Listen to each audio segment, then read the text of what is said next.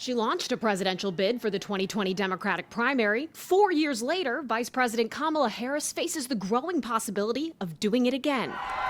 As of now, Harris is standing by the president. Look, Joe Biden is our nominee. But that's not stopping speculation that Biden will eventually listen to growing calls from his party to leave the race, making way for a potential first female president. Could she win overwhelmingly, Congressman?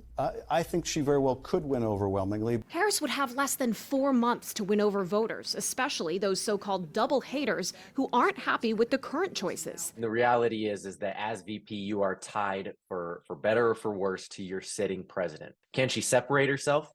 It's a fine line to walk to be a sitting vice president in complete support of the sitting president until he's no longer president. Then there's the question of who her running mate would be. Even Republican Senator Lindsey Graham said it could make things tougher for former President Trump, who's expected to announce his running mate at the Republican convention next week, telling the Washington Post, if she picks a governor from Pennsylvania or Michigan, that changes the game. Michigan Governor Gretchen Whitmer is halfway through her second term with a 52% approval rating, according to a recent statewide poll. Pennsylvania Governor Josh Shapiro, just a year and a half into his first term, also comes from a state seen by both parties as a must-win. Geographic representation has historically been one of those huge advantages. Other names floated for a potential VP on a new Democratic ticket are also governors. North Carolina's Roy Cooper, Kentucky's Andy Beshear, and California's Gavin Newsom. Now, all of this is premature as long as President Biden stays in the race. And on Monday morning, he was adamant he will still be his party's nominee.